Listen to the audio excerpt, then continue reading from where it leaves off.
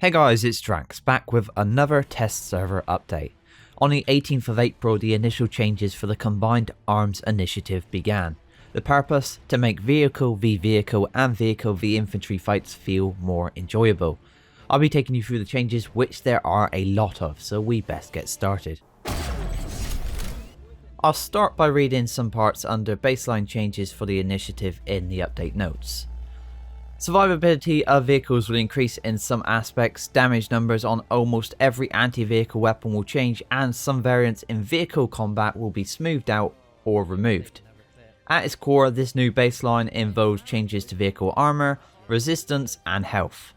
They say this is effectively reversing the old system to make anti-vehicle weapons easier to compare and better tuned against infantry. So on to the first changes, which involves the armor. The Lightning and main battle tank's armor for the front, top and side is being changed to 0, and the bottom and rear armor are being changed to -100, doubling the damage dealt like a headshot multiplier. The Harasser and Sunderer, as part of this new baseline, have had their sides all set to 0. Next we have the health changes. The Prowler and Magrider's health is going up from 4000 to 5000, the Vanguard is going up from 4000 to 6000. Instead of the old high armor and resist values, health will now distinguish the toughness of the Vanguard. The Lightning's health is increasing from 3000 to 4000, a boost of health by 33%. The Harasser's health remains at 2500, however the composite armor is being changed, which would bring its health to 3000. This is a noticeable improvement which will allow the Harasser to take an additional tank round before being destroyed. The Sunderer and Ant's health remain at 4000, however the blockade armor gives the Sunderer a 1000 health increase and the Ant's reinforced armor give it a 400 health increase. The Galaxy Lib, Valk and ESF's health remain the same, but they haven't received a full pass yet and may well be changed in the future. The critical damage state for all vehicles is now set at 20% health. Previously it was between 10 and 18%, and we are told that this crit state is now more predictable and gives a bit more to play around with. Now for resistance changes. The goal of changing and removing the resist types is to make the game easier to work with for the devs and easier for us to understand as players through 2 tips. Apparently there are over 50 resist types in this game, and through this update they have managed to eliminate over 25. They will likely remove more in future updates. Weapons that had the resist types removed have been rolled into the remaining resist types. RadarX wrote that the changes were too many to cover, but most information will be described with other individual changes which we will be looking at shortly. Under other changes, we can see that vehicle blasts are being normalized. For weapons with minor blasts, the inner radius will be 0.5 meters and the outer 3 meters. For weapons with a standard blast, the inner radius will be 1 meter and the outer 5 meters. In addition, the minimum damage from a blast is being set to 50 and in some cases 25. This is intended to create a consistent experience for both attacker and defender. There's also a note about effective ranges.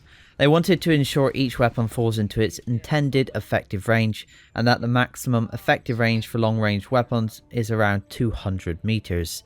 In this case, effective means that it's able to deal damage reliably at that range. So now on to primary tank weapons, and it's stated that when it comes to tank versus tank combat, AP tank cannons are the only real choice as they do significantly more damage than heat or HE. They don't want anyone to feel at a severe disadvantage in a tank battle just because they chose a different primary weapon, so they're addressing this by reducing the time to kill variance. Heat and HE damage per second is being increased and will have nearly the same time to kill as their AP counterpart. Armor piercing will boast a higher velocity projectile and the highest damage per shot, but that won't drastically change time to kill or shots to kill. AP is the long range high alpha strike option. Heat will now have the fastest reload. This makes it more versatile and will have the highest damage over time, which won't make much of a difference in a 1v1 fight, but making it more competitive in prolonged or multi-targeted engagements. And with high explosive, with its damage becoming comparable to AP and its more lethal splash, the HE becomes a competitive close range option. At close range you won't need the higher velocity of AP, and then the choice becomes versatility against infantry with a more lethal blast, or the versatility of Heat's quicker reload. In addition, HE is being renamed HESH, High Explosive Squash Head. This is mainly so it's easier to differentiate Heat and HE when referring to them. Under faction changes, the Magrider and the Prowler are swapping reload advantages here. The Magrider will reload faster to improve its time to kill, and the Prowler will reload slower. Under range, to ensure the benefits of running the new AP weapons are seen and to reduce effective range slightly, velocity is being reduced by 200 meters per second and gravity increased to 5 in most cases. AP gains plus 50 meters velocity every second, and Vanguard weapons receive plus 25 meters on top as a faction trait. As you see throughout this video, new visuals have been created for tank cannons to make them easier to see and track. Now for the next part, we'll cover each main battle tank's heat variant weapon change in detail. The Vanguard's Titan heat damage has been taken down from 1300 to 600 under the new resistance profile. Reload has been changed from 4 seconds to 2.75 seconds, projectile velocity from 275 to 225, and gravity from 4 to 5. Blast inner damage from 750 to 500, and outer damage from 1 to 50. The Magrider Supernova PC has received similar changes, but a faster reload, from 3.75 seconds to 2.5 seconds, projectile velocity 225 to 200, damage from 1410 to 500, and blast inner damage from 750 to 500, outer damage from 1 to 50. And finally the Prowler's P2 120 heat rounds, damage from 1000 to 475, outer blast damage from 1 to 50, and projectile velocity from 250 to 200. Taking a look at the Lightning's Viper weapon change, it doesn't look like much, but the new damage value with the new baseline increases the weapon's raw damage output. They want the Viper to take advantage of the Lightning's quickness and agility. If you can get in close with this weapon and land all 6 rounds, it will do a lot of damage. The Lightning has also received each Python weapon change in accordance with the new baseline. The Spear Phalanx, being based upon a tank cannon, has also received similar changes. So now tank anti-vehicle gunner weapons, and previously in some cases a gunner weapon had more than twice the killing power of a tank's primary cannon. Combine that damage with the primary weapon and together they could quickly vaporize another vehicle. While a 2-man MBT should and still will be able to win against a half-crewed MBT, the combined damage doesn't need to be as high as it is. The gunner's weapon is not just about increasing the tank's damage, but should also be about adding versatility, it says here. Across the board, these weapons are receiving damage reductions to make the combined damage less severe. Now close range weapons will sacrifice range for higher damage per second and moderate anti-infantry effectiveness. For an MBT, the effective ideal range for the weapon is of 50 meters versus an MBT sized vehicle, and 25 meters for a smaller vehicle. The Vulcan, in order to facilitate a longer time to kill and bring its anti-infantry capability in line with the Mjolnir, the RPM and damage is being reduced. The Aphelion, along with moving it off a custom resistance type, the minimum damage and range adjustments bring the weapon in line and reduce its long range anti-infantry effectiveness. The Mjolnir and changes to the Vulcan and Aphelion were to bring it closer to this, so the Mjolnir is getting moved off its old resist type and getting its blast normalized. For medium range weapons, these have higher effective range than the close range gunner weapons, but sacrifice some damage and anti-infantry effectiveness. The damage over time is nearly the same as a primary cannon, and effective range should be up to 150 meters against large vehicles. And first up here we'll be looking at the Sauron, which has more bite than other medium range weapons due to its ability to unload shots at close range. The blast damage change normalizes it with other weapons and forces an additional shot to kill infantry on direct hits. That's 2 additional hits needed for indirect hits. The Enforcer's direct and blast damage changes the number of hits to kill against infantry from 2 to 3. The range was also too far for a medium range weapon, so gravity has been increased to 5 to bring range in a few meters. The continuous reload feature is removed because it didn't display properly and didn't add much to the weapon. Finally, the projectile has been updated to look more like a railgun and less like a rocket. For long-range anti-vehicle weapons such as the halberd and the gatekeeper, the halberd retains its time to kill, alpha damage and range, but loses its ability to one-hit kill infantry. And makes damage from a single hit more survivable. It also loses much of its ability to do blast damage to infantry. To spice up the gatekeeper's faction flavour, they've changed it to a 10-round burst weapon with a 100 millisecond delay between rounds. This requires the operator to maintain their aim during the burst. In addition, some cone of fire and recoil is added to keep it within the intended effective range. But even with those changes, the projectile should still have a relatively high effective range against vehicles. So now we move on to anti-infantry and hybrid weaponry such as the Canister, Marauder, PPA, Fury and Bowdog.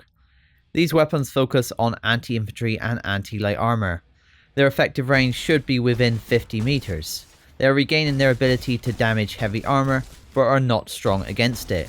This prevents them from ever being in a situation where they can't contribute some form of damage to a target. So we'll start with the Canister, and this weapon differs between the Vanguard and Harasser. Both no longer one-shot in infantry. The Harasser has more RPM and the Vanguard's version does more damage. For the Marauder on the Prowler and Harasser, it was a little too strong and its range a little too far. The cone of fire will now grow as it fires, which reduces its ability to consistently hit targets at range. The blast damage remains high at 334 and the lower direct hit damage makes the primary method for this weapon to handle infantry its blast damage. Versions do differ between vehicles. For PPA, the Marauder and Canister are actually moving closer to the PPA, so its damage change is not as severe as the others. The fall off and reload changes bring it in line with the others, and the version also differs between the Magrider and the Harasser.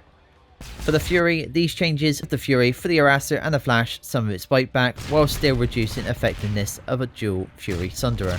The extended magazine size was slimmed down to reduce the reliance on it. Vehicle time to kill falls around maximum range secondary weapons, but it has a shorter effective range. It makes up by having better splash damage. If you compare it to the Marauder, it does slightly more anti-vehicle damage at the cost of some anti-infantry effectiveness. For the Bowdog gets damage tuned around the halberd but sacrifices range for splash damage. Like the Fury, the Sunderer version has reduced effectiveness. So on to infantry changes, and we'll start with flak armor. And this will likely end up as a go-to item to increase survivability against vehicles. Weapons that kill in one hit against infantry will generally become 2-hit kills with flak armor equipped. Rocket launchers have received a pass to realign their damage with the new vehicle survival baseline and have received more distinctions in functions between them. All rocket launchers received higher carried ammo capacity, faster ammunition restocking, and most received faster reload speeds. The all rocket launchers refill ammo per tick delay has gone from 5 seconds to 2.5 seconds. Vehicle resistance versus rocket launchers. Each have been looked at to have its own resistance before, but now they have been changed to a single type and mostly buffed from there. In general, these changes alongside the damage adjustments, which we will look at shortly, require dumbfire launchers one more hit against vehicles to bring them to a destroyed or burning state. So let's take a look at the Decimator and Masamune for examples. The Decimator remains the hardest hitting, slowest reloading rocket launcher, and is now more recognisably different when compared to the default launcher. The Masamune has lost some of its anti-galaxy capabilities as it's moved off of its custom resistance type, but is highly damaging to air vehicles and has gained a bit more bite on landed shots against ESFs. For Lock-Ons, the Lock-On launchers have become more restrictive with their lock-on range, and now require locks at a consistent rate. The Empire ground-to-ground lock-on, Hades, Skep and Crow launcher have reload and lock-on speed changes. More time is spent shooting instead of waiting for locks and reloads. Lock-on range and lifespan adjustments limit its maximum effective range to just over 200 meters, which is double the effective range of dumbfire launchers. When forgoing the lock-on and firing from the hip, its damage over time is slightly less than the default launcher, but still competitive. For Empire ground-to-air lock-ons, we have the Nemesis Grounder and Hawk. Anti-air lock-on weapons now use flak-based detonation. That means they only detonate and cause only blast damage when near aircrafts. Against all other targets they require direct hits and only inflict direct hit damage. The flak-based detonation allows the weapon to be tuned separately for air and ground targets. Lock-on range and lifespan adjustment bring in its maximum damage range, but reload and lock-on speed adjustments does allow the operator more opportunity to fire more shots. Onto the Annihilator, the all-round lock-on weapon, with the fastest in-class reload, low damage and quicker than average lock-on speeds. It receives the same flak detonation the ground-to-air launchers get, to allow separate tuning between ground and air targets. The Swarm has become the highest damage output lock-on weapon, provided all shots land on the target. It receives the same flak detonation that ground-to-air launchers get, to allow separate tuning between ground and air targets. So now we'll take a quick look at the Empire-specific launchers, starting with the Striker. The Striker retains its flexibility with dumbfire-like damage against ground vehicles and significant damage output against aircraft if the user lands all shots on target. The cone of fire and projectile improvements make this easier to achieve in more situations.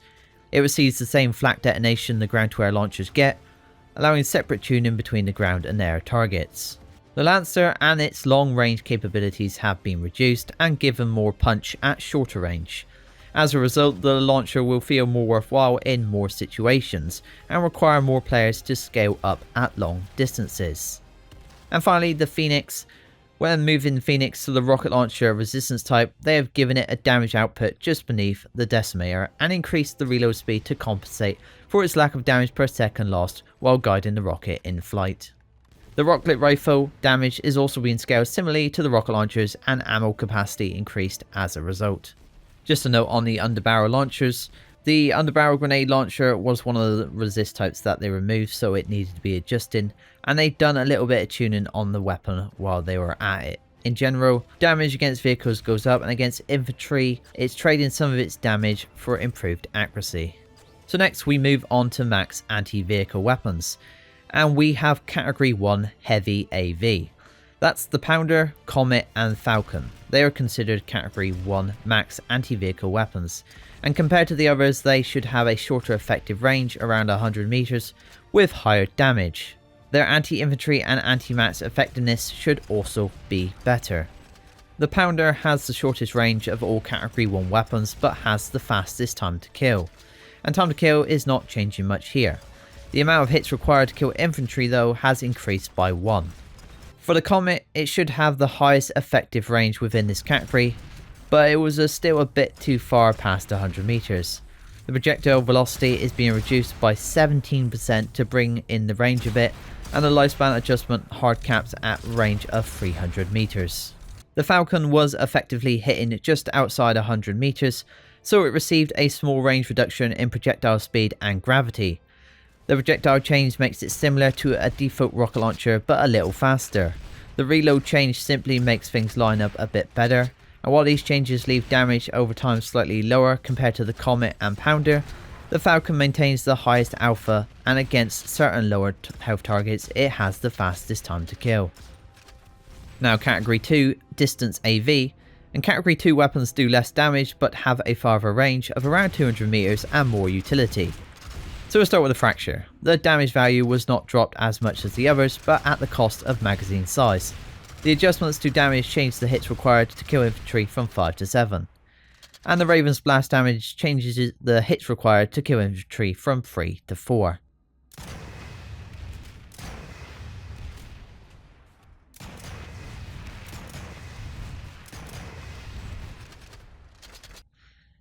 The Vortex charge level 0, 1 and 2 have all been changed, and these damage adjustments should make the Vortex more damaging than before. Adding Blast on charge level 0 provides some utility against infantry at point blank range. Normalizing projectile speed between charge levels simplifies aiming with the weapon. Ranged effectiveness is now handled by damage drop off instead of projectile speed. Now we turn our attention to other changes and considerations, and first up we'll look at the Liberator with its Dalton. With the new baseline changes, in many cases the hits to kill is now the hits to crit, and the hits to kill goes up by 1, so that means a Dalton can no longer one-shot an ESF. And ESF's rocket pods have been changed, of which we'll look at the Reavers. which now have a damage of 167 under the new resist type instead of 550 in the old resist type. The inner radius of the blast has been reduced to 1 from 1.5, and outer damage has gone from 1 to 50. Air-to-ground missiles, and we'll look at the Hornet missiles, which seem to receive a lot of changes over these past few months. They're now on resist type 23, which is classed as air-to-ground. Damage from 1500 to 500. Blast inner radius from 0.35 to 0.5. And outer damage from 1 to 50. The Vanguard shield is being changed from a health-based overshield to an armor bonus now called Forward Vanguard Shield. When activated, the shield reduces incoming damage to the front and top by 67% and the sides by 34%. Now lasts 8 seconds and damage taken cannot end the effect early. Secondary gunner view angles have all received a pass, and their viewing angles made better to focus their short, medium and long range rows and vary depending on the height and row of the vehicle. So that's all the changes we have concerning the Combined Arms Initiative on the test server. There's also been some normal game changes which I will look at in another video. This has been a brief overview of the changes, but if you would like to see a more in-depth video on a certain change, please let me know. As always, don't forget to leave your feedback on the forums and comment your thoughts below. If you found this video helpful or informative, give it a like and subscribe if you are new to the channel for more content. Thank you for watching, and I'll see you next time.